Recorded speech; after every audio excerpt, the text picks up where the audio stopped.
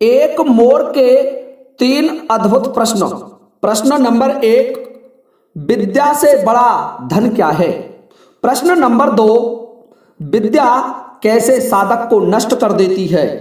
और प्रश्न नंबर तीन, विद्या ग्रहण करने वाले साधक को कैसा होना चाहिए? तो आइए श्रोताओ, आप देख रहे हैं यूट्यूब चैनल अद्भुत कहानी स्टार। आप सभी का इस चैनल पर हार्दिक स्वागत और अभिनंदन है। आज मैं आपकी सेवा में एक बहुत ही शानदार कहानी लेकर के उपस्थित हुआ हूं, जो जीवन उपयोगी भी है और बहुत ही मोटिवेशनल, आपको प्रेरणा देने वाली कहानी है। तो आइए श्रोताओं, मैं आज का वीडियो आरंभ कर रहा हूं।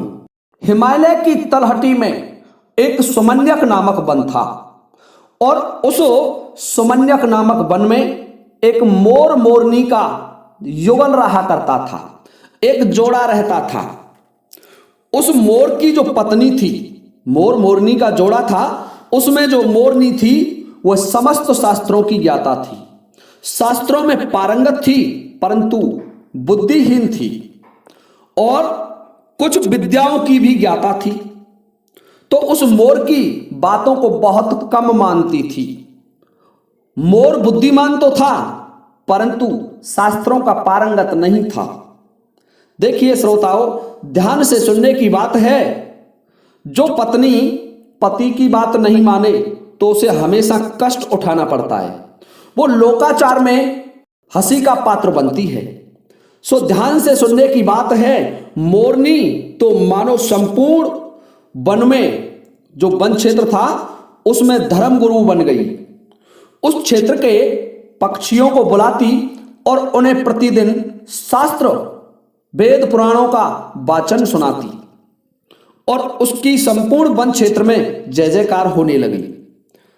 देखिए श्रोताओं, एक दिन की बात है, एक सियार ये सब कुछ देख रहा था।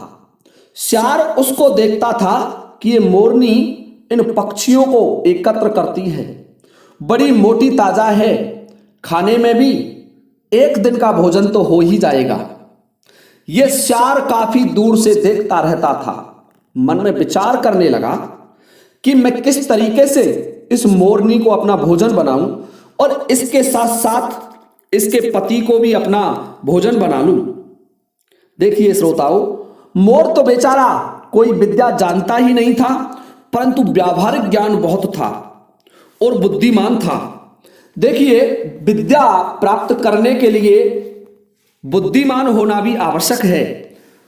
जो बुद्धिमान नहीं होते, केवल अहंकार से विद्या को प्राप्त करते हैं, वो लोग बहुत जल्दी ही नष्ट हो जाते हैं।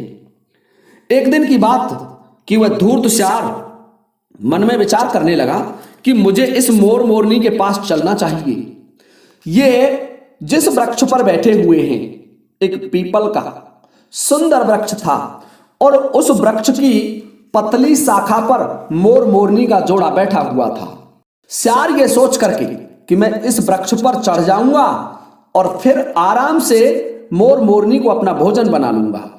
परंतु देखिए, सियार बड़ा धूर्त था। नीचे वृक्ष के आकर के देखता है कि जो मोर और मोरनी बैठे हुए हैं, दोनों बहुत पतली शाखा पर हैं और उस शाखा पर सियार का जाना संभव नहीं है। सियार वृक्षों पर चढ़ना भी नहीं जानता है। देखिए श्रोताओं, सियार मन में विचार करने लगा कि अब मैं इसे अपने जाल में फंसाता हूं और अपने जाल में फंसा करके इसका भोजन ग्रहण करूंगा। देखिए श्रोताओं, सियार कहने लगा कि हे मोरनी, तुम इस संपूर्ण वन क्षेत्र के पक्षियों को विद्या अध्ययन कराती हो, शास्त्रों को सुनाती हो, तो मुझसे तुम्हारी क्या दुश्मनी है? मैं भी तुमसे कुछ ज्ञान की बातें सुनने के लिए आया हूं।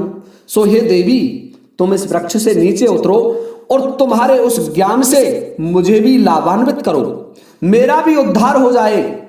आइए देवी, मैं तुम्हारी उस दिव्य ज्ञान को सुनना चाहता हूं। नारी की जाति का स्वभाव होता है कि कोई सामने वाला मूर्ख व्यक्ति भी उसकी बड़ाई कर दे तो वह उसकी बातों में आ जाती है। जब मोरनी ने अपनी बड़ाई सुनी तो वहां से उस सियार को विद्या सिखाने के लिए नीचे उतरने की कोशिश करने लगी। तभी पास में बैठा हुआ मोर उसे रोक लेता है। कहने लगा, प्रिय, क्या पागल हो गई हो? मोरनी कहने लगी, क्यों स्वामी, मेरा धर्म है इसको विद्या सिखाना, शास्त्र सुनाना, तो मैं इसे विद्या सिखाने के लिए जा रही हूं। आप फिर क्यों रोक रहे हो? कि मोरनी, क्या तुम नहीं जानती कि दुष्ट प्राणियों का झुकना भी नुकसानदायी होता है? मोरनी कहने लगी, कैसे भगवान? कि जैसे सर्प का झुकना, जब सर्प काटता है तो झुकता है, और अंकुश अंकुश होता है जो हाथी को चलाता है। एक छोटा सा अंकुश झुक करके हाथी को बड़ा कष्ट पहुंचाता है, और धनुष, जो धनुष होता है, बाण छोड़ने से पहले लक्ष्य की तरफ झुकाया जाता है। तो ये दुष्ट प्राणियों का झुकना भी नुकसानदायी होता है। तुमने क्या मन में विचार लिया? अपनी मृत्यु को निमंत्रण देने की सोच रही हो? तो मोर कहने लगा कि हे मोरनी, तुम नहीं जानती कि इन दुष्ट प्राणियों से कैसे बचा जा सकता है। परंतु देखिए श्रोताओं, मोरनी तो अपने विद्या के अहंकार में थी, तो मोर से कहने लगी कि नहीं, तुम क्या कह रहे हो? मैं तो इसे शास्त्र सुनाऊंगी, इससे मधुर बातें करूंगी, फिर ये मुझे क्यों मारेगा? देखिए श्रोताओं, मोर कहने लगा, मोरनी, क्या तुमने 4 परम शास्त्रों के ज्ञाता ब्राह्मणों की कथा नहीं सुनी है? तो मोरनी कहने लगी कि ये कथा कैसी है, इसे मुझे सुनाने की कृपा करें। मोर कहने लगा, मोरनी, ध्यान से सुनो। तुम जानती हो कि विद्या से बड़ा धन कौन सा है, और कैसे साधक को विद्या नष्ट कर देती है, और विद्या को धारण करने वाला साधक कैसा होना चाहिए? मोरनी कहने लगी कि भगवान, मैं तो ये नहीं जानती, मैं तो आपको भी आज तक मूर्ख समझती थी, परंतु ये कहानी कैसी है, इसे मुझे सुनाने की कृपा करें। तो मोर कहने लगा कि मोरनी, ध्यान से सुनिए। किसी एक गांव में, मोर कथा सुना रहा है मोरनी को, किसी एक गांव में 4 ब्राह्मण पुत्र निवास किया करते थे। उनमें से 3 तो बड़े विद्वान और सभी शास्त्रों के ज्ञाता थे, परंतु बुद्धिहीन थे, उनमें बुद्धि नहीं थी। और एक चौथा ब्राह्मण पुत्र था, वह शास्त्रों का ज्ञाता नहीं था, परंतु बुद्धिमान था। एक दिन की बात है कि वो चारों ब्राह्मण पुत्र एक स्थान पर बैठे हुए थे और आपस में विचार करने लगे। जब चारों मित्र एक साथ एक स्थान पर बैठे हुए थे तो चर्चा करने लगे कि मित्रों, क्यों ना देशांतर को चले और किसी राजा को अपनी विद्या से संतुष्ट करके धनार्जन करें। उनमें से जो बुद्धिमान था परंतु शास्त्रों का ज्ञाता नहीं था, वह कहने लगा कि भाई, मैं तो कुछ विद्या जानता नहीं हूं। परंतु उनमें से एक कहने लगा कि कोई बात नहीं है, हम में से एक ही तो मूर्ख है, 3 तो हम बुद्धिमान हैं और समस्त विद्याओं के ज्ञाता हैं। तो तुम्हें राजा ब्राह्मण समझ करके कुछ दान दक्षिणा देते रहेंगे और इससे तुम्हारा गुजारा होता रहेगा। दूसरे वाला कहने लगा कि देखिए, मैं तो इसे मेरे अर्जन किए हुए धन में से कोई हिस्सा नहीं दूंगा, सो तुम घर को जाओ, जब तुम विद्या नहीं जानते तो हमारे साथ क्या करोगे? तब दूसरे ने कहा, हे सुबद्दे, तुम अपने घर को मत जाइए, कोई बात नहीं है, क्योंकि विद्वानों का ये दायित्व होता है, विद्वानों का ये धर्म होता है। तुम और हम एक साथ बालकपन में एक स्थान में खेले हैं, सो आप महानुभाव आइए, हमारे उपार्जन किए धन के समान भागी होंगे। कहा भी है, उस लक्ष्मी से क्या करें जो केवल वधू के समान है और जो साधारण वैश्या के समान पथिकों से नहीं भोगी जाती है। और देखो, ये हमारा है, ये पराया है, ये तो लघु चित्त वालों की गणना है, और उदार चरित्र वालों को तो संपूर्ण पृथ्वी एक कुटुंब के समान है। हमारा सभी का उस धन में बराबर हिस्सा होगा। हे मोरनी, ये सोच करके चारों ब्राह्मण पुत्र चल देते हैं और अवंती के राजा महाराज सूर्यसेन के दरबार में जाने के लिए उद्यत हो गए, तैयार हो गए और चारों अपना अपना सामान बांध करके चल देते हैं। हे श्रोताओं, ध्यान से सुनने की बात है कि राजा के राज्य में पहुंचने से पहले उन्हें किसी वन से गुजरना पड़ा, एक वन क्षेत्र पड़ा और उस वन क्षेत्र में से उन चारों ब्राह्मणों को निकलना था। तो चारों ब्राह्मण उस वन में से निकल करके जा रहे थे। जब चारों ब्राह्मण उस वन में प्रवेश कर गए तो वन के मध्य भाग में उन्होंने एक जानवर की अस्थियों को पड़े हुए देखा। तो उनमें से 3 जो मूर्ख थे परंतु विद्याओं को जानते थे, उनमें से एक ब्राह्मण पुत्र कहने लगा कि हे ब्राह्मणों, मैं अपनी विद्या को सार्थक करके बताता हूं, आप ध्यान से देखिए।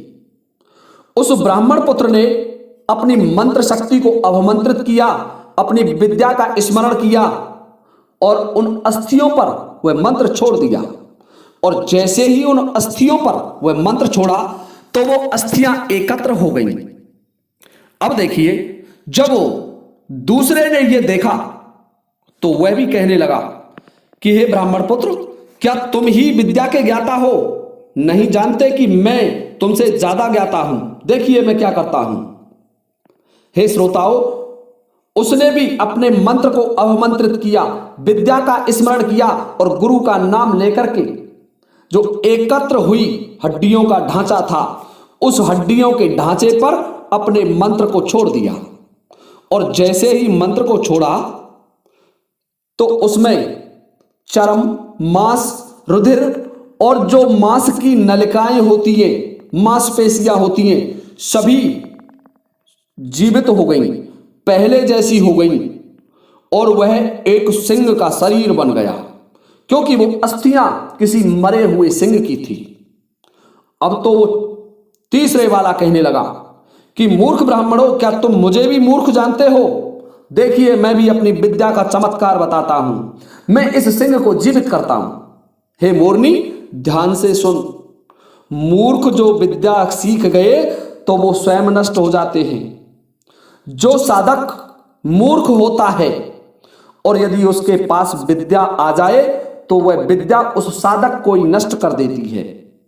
हे मोरनी, उस तीसरे मूर्ख ब्राह्मण ने सोचा विचारा नहीं, बुद्धि तो थी नहीं, केवल विद्या जानते थे और वह कहने लगा कि हे ब्राह्मणों, देखिए मैं भी अपनी विद्या का करिश्मा बताता हूं, ध्यान से देखो, मैं इस शेर को जीवित करता हूं। तब तक बुद्धिमान परंतु शास्त्रों का ज्ञाता नहीं था चौथा ब्राह्मण पुत्र कहने लगा, ठहरो मित्र, यह शेर हम सभी को मार डालेगा, तुम ऐसा मत करो।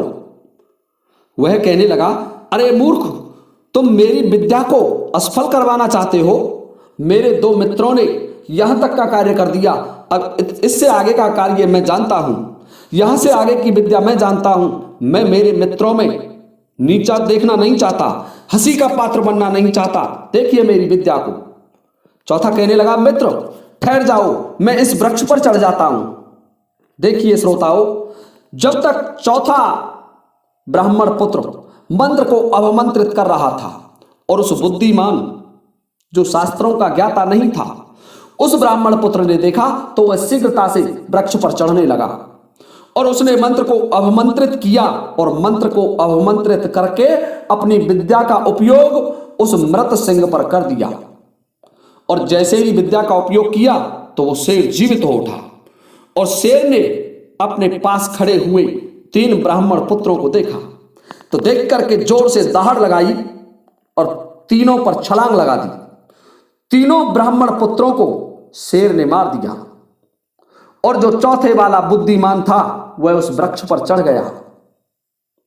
तीनों ब्राह्मण पुत्रों को सिंह ने मार करके समाप्त कर दिया, उनको खा गया। तो हे मोरनी, ध्यान से सुन, क्या तुमने ये कहानी नहीं सुनी कि ऐसी विद्या जो अहंकार से प्राप्त की जाती है, जो लोकाचार्य में, जो व्यवहार में प्रयुक्त नहीं की जा सकती, जो समाज के किसी काम में नहीं आए वह विद्या कोई काम की नहीं होती। जो विपत्ति काल में सहायता प्रदान ना करे वह विद्या कोई कार्य काम की नहीं होती। और ऐसा साधक जो विद्या को धारण करने योग्य ना हो, जो मूर्ख हो, उसे विद्या नष्ट कर देती है। जैसे मोरनी, वो तीनों ब्राह्मण के पुत्र नष्ट हो गए, वो तीनों ब्राह्मण पुत्र मारे गए और चौथा ब्राह्मण पुत्र बच गया। और वह वृक्ष से उतर करके आया और एक श्लोक पढ़ने लगा, वरम बुद्धिर्नम सा विद्या विद्याया बुद्धिर उत्तमः बुद्धिहीनाम विनश्यन्ति यथा ते सिंहकारकः। बुद्धि अच्छी है, विद्या नहीं। विद्या से बुद्धि हमेशा श्रेष्ठ होती है। बुद्धिहीन पुरुष सिंह बनाने वालों के समान नष्ट हो जाते हैं। वह विद्या अपात्र को, बुद्धिहीन साधक को नष्ट कर देती है। हे मोरनी, इसलिए शास्त्र में भी कुशल लोकाचार से हीन सब वे मूर्ख ब्राह्मणों के समान नष्ट हो जाते हैं। इसलिए ध्यान से सुनने की बात है। तुम नहीं जानती कि ये हमारा दुश्मन है, परम शत्रु है और हम इसके भोजन हैं। तुम उसी को जाकर के शास्त्र सुना रही हो, इसलिए नष्ट होने से बचना चाहती हो तो इस वृक्ष की शाखा से नीचे मत उतरो। मोरनी की समझ में अपने पति मोर की बात आ गई और मोर मोरनी होशियार से कहने लगे कि हे दुष्ट, हे धूर्त श्रृगाल, तू यहां से चला जा। यहां उन ब्राह्मणों जैसा मूर्ख साधक कोई नहीं है, इसलिए तुम शीघ्रता से चले जाओ, इसी में तुम्हारी भलाई है। हम तुम्हें कदापि अपना भोजन नहीं बनाने देंगे। तो देखिए श्रोताओं, ये था हमारा आज का वीडियो, एक मोर मोरनी की कहानी। मोर ने अपनी पत्नी मोरनी की जान बचाई केवल बुद्धिमानी से। हमेशा विद्या से बुद्धि बड़ी होती है और मूर्ख साधक को विद्या नष्ट कर देती है। विद्या को धारण करने वाला शील, गुणवान और बुद्धिमान होना चाहिए। विद्या का जो दुरुपयोग करते हैं ऐसे साधकों को विद्या अर्जन करने का कोई अधिकार नहीं है। तो ये था श्रोताओं हमारा आज का वीडियो। यदि आपको ये वीडियो अच्छा लगा हो तो कृपया इस चैनल को सब्सक्राइब करें और सब्सक्राइब बटन के पास में ही छोटा सा एक बेल आइकन होता है, उसे भी प्रेस कर लें ताकि आगे आने वाले वीडियो का नोटिफिकेशन आपको सबसे पहले प्राप्त हो जाए। इसी के साथ अब ये वीडियो समाप्त होता है। जय हिंद, जय भारत।